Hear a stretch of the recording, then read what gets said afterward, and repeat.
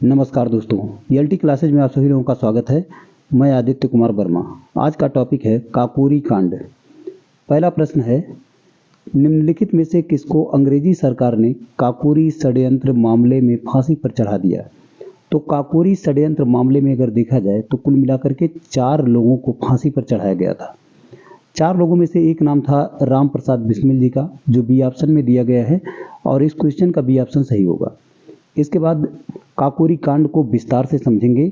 सबसे पहले Hindustan Republican association की स्थापना यानी एचआरए की स्थापना कब हुई थी? तो अक्टूबर 1924 में इसकी स्थापना हुई थी। इसकी स्थापना किसने की थी? संस्थापक मेंबर कौन कौन थे? तो सचिंद्र नाथ सान्याल, राम प्रसाद बिस्मिल, चंद्रशेखर आज़ाद, जोगेश चंद चटर्जी। और कहाँ पर किए थे? तो कानपुर में इन लोगों ने मिलकर के स्थापना की थी। इसके जो अध्यक्ष बने थे वो सचिंद्र नाथ सान्याल जी बने थे। इसके बाद ये समझना है, इसी को ये जो काकोरी कांड था, काकोरी कांड को तब काकोरी कांड कहा जाता था, लेकिन योगी आदित्यनाथ जी की सरकार ने इसका नाम बदलकर काकोरी एक्शन कर दिया है। तो अब हम इसे काकोरी एक्शन कहेंगे तो अच्छा रहेगा। और ये कब हुआ? तो 9 अगस्त 1925 को हुआ।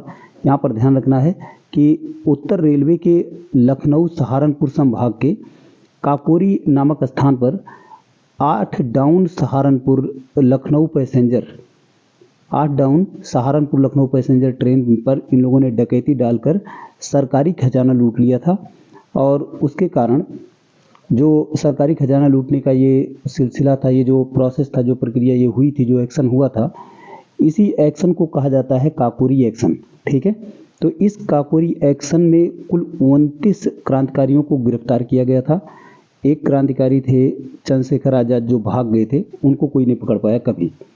ठीक है, तो 29 क्रांतिकारी गिरफ्तार हुए थे, जिसमें से 4 लोगों को फांसी हुई थी। एक थे राम प्रसाद बिस्मिल, एक थे अशफाक उल्ला खां, रोशन लाल और एक थे राजेंद्र लाहिड़ी। ये जो 4 लोगों को फांसी हुई थी, इनमें से 3 लोगों को तो 19 दिसंबर 1927 को फांसी हुई थी और एक लोग को 17 दिसंबर 1927 को फांसी हुई थी।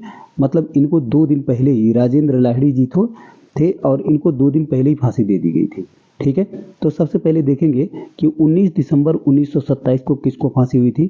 तो एक तो राम प्रसाद बिस्मिल जी को गोरखपुर में फांसी दी गई, रोशन सिंह जी को मलाका जेल यानी नैनी सेंट्रल जेल प्रयागराज में जो है वहाँ पर फांसी दी गई।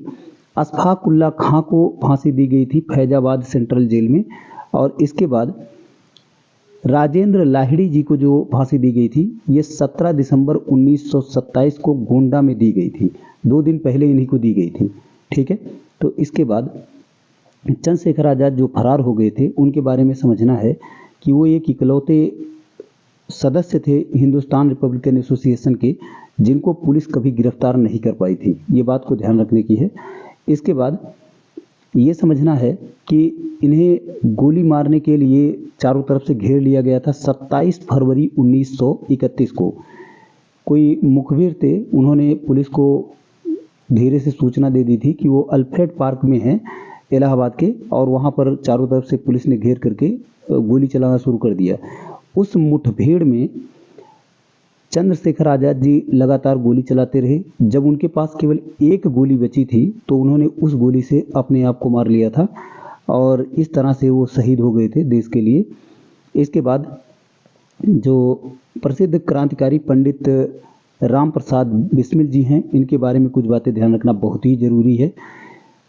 इनको जब फांसी होने वाली थी उसके 2 दिन पहले इनको दूध पीने के लिए दिया गया था, तो इन्होंने दूध पीने से इनकार कर दिया था। और इन्होंने एक कथन, जो एक लाइन बोली थी, वो कथन पेपर में कई बार पूछा जाता है। वो क्या था? अब मैं केवल अपनी माँ का दूध लूँगा। ठीक है, इसके बाद फांसी के तख्त पर जाने से पहले, जब 19 दिसंबर को 1927 में इनको फांसी होने वाली थी, तो उसके पहले उन्होंने एक अपना शेर पढ़ा था, वही इनका अंतिम शेर था।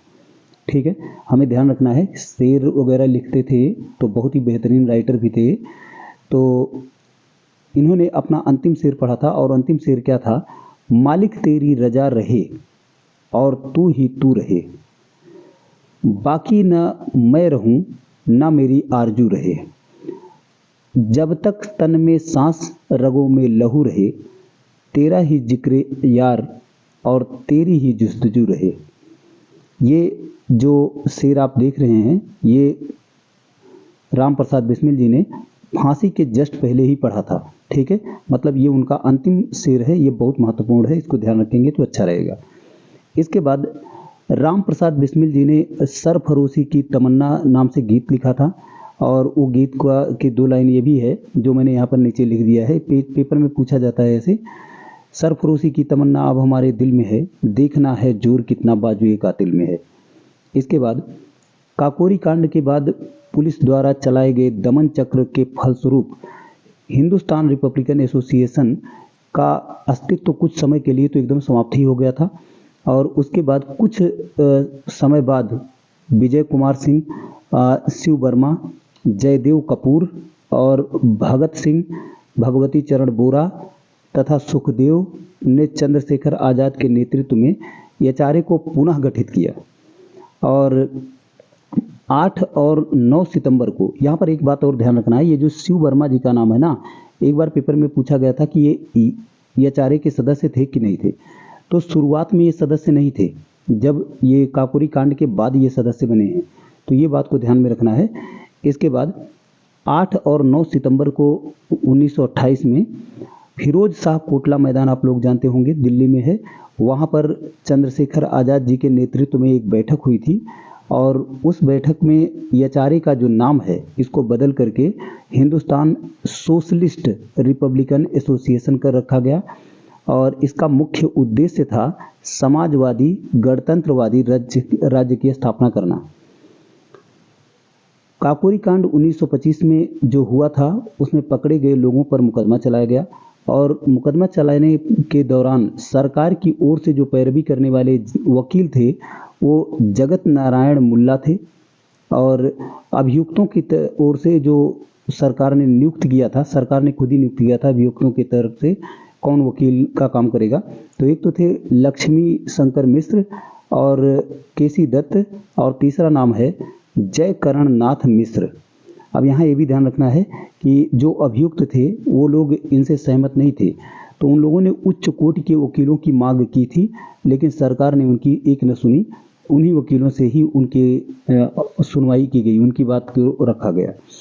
इसके बाद समझना है, राम प्रसाद बिस्मिल, अशफाक उल्लाह खां सहित कई लोगों पर डकैती और हत्या के आरोप लगाए गए। इसी कांड के आरोप में राम प्रसाद बिस्मिल, अशफाक उल्लाह खां, रोशन सिंह और इन सभी लोगों को फांसी हुई थी। लाहौर में 30 अक्टूबर 1928 को एक बड़ी घटना घटी। अगर आप लोग इस घटना के बारे में आप लोगों ने सुना ही होगा कि साइमन कमीशन का विरोध किया गया लाला लाजपत राय जी के नेतृत्व में, और उनके पीछे कई और लोग भी थे, और नेतृत्व करते समय जब इन लोगों ने विरोध किया था तो लाला लाजपत राय ने एक नारा दिया, वापस जाओ। यहाँ एक बात को ध्यान रखना है, ये जो वापस जाओ का नारा है ना, और भारत छोड़ो एक नारा था, जैसे वापस जाओ नारा तो साइमन कमीशन के विरोध में लाला लाजपत राय ने बोला था, और भारत छोड़ो आंदोलन का जो भारत छोड़ो आंदोलन हुआ था 1942 में, उसमें भारत छोड़ो नारा दिया गया था महात्मा गांधी जी के द्वारा। तो हमें इस बात को ध्यान रखना है, इन दोनों नारों की जो रचना की गई थी वो यूसुफ मेहर अली जी के द्वारा की गई थी, लेकिन इनको लोकप्रिय किसने बनाया था, तो वापस जाओ को लोकप्रिय बनाया था लाला लाजपत राय ने, और भारत छोड़ो नारे को लोकप्रिय बनाने वाले महात्मा गांधी जी थे। इसके बाद हमें समझना है, पुलिस ने लाला लाजपत राय को बहुत ही निर्ममता से पिटाई की, उनकी लाठी से और बंदूक के कुंदे से उनके सीने पर, उनके मतलब छाती पर मारा, और इतनी बुरी तरह मारा कि वो बहुत बुरी तरह से घायल हो गए, और ये 30 अक्टूबर 1928 को ही हुआ था। ठीक है, इसके 18 दिन बाद आता है 17 नवंबर 1928, इस दिन इनकी मृत्यु हो गई। और उसके बाद प्रहार करने वाले जो सहायक पुलिस अधीक्षक सैंडर्स थे, उनको 17 दिसंबर 1928 को भगत सिंह, चंद्रशेखर आज़ाद और राजगुरु ने उनकी हत्या कर दी। अब यहाँ एक बात को समझना है कि 30 अक्टूबर को साइमन कमीशन का विरोध किया गया, और उसके 18 दिन बाद 17 नवंबर 1928 को लाला लाजपत राय की मृत्यु हुई, और उसके 1 महीने बाद 17 दिसंबर 1928 को लाला लाजपत राय की मृत्यु का बदला लिया गया। भगत सिंह, चंद्रशेखर आजाद और राजगुरु ने मिलकर सॉन्डर्स की हत्या कर दी। इसके बाद समझना है HSRA यानी कि हिंदुस्तान सोशलिस्ट रिपब्लिकन एसोसिएशन के 2 सदस्य भगत सिंह और बटुकेश्वर दत्त, ये 2 लोगों ने मिलकर के 8 अप्रैल 1929 को केंद्रीय विधानसभा में, यानी सेंट्रल लेजिस्लेटिव असेंबली भी इसे कहा जाता है अंग्रेजी में, उसमें बम फेंका। और बम जब फेंका तो उस समय ट्रेड डिस्प्यूट बिल और सेफ्टी बिल, ये दोनों बिल पर बहस चल रही थी और इसी बहस के दौरान इन लोगों ने बम फेंका। बम फेंकने का उद्देश्य क्या था, ये बहुत महत्वपूर्ण बात है। तो इसका उद्देश्य केवल सरकार को डराना था, किसी का मर्डर करना इनका उद्देश्य बिल्कुल नहीं था। मर्डर करना अगर उद्देश्य होता भाई, तो केंद्रीय विधानसभा में जो आदमी बम फेंकने जाएगा वो बहुत तैयारी के साथ जाएगा। कोई एक भी आदमी ना मरे ये असंभव है ना। तो कोई एक भी आदमी मरा नहीं था वहाँ पर, कुछ हुआ नहीं किसी को, क्योंकि यहाँ पर उद्देश्य ही था केवल डराना, किसी को मारना उद्देश्य नहीं था।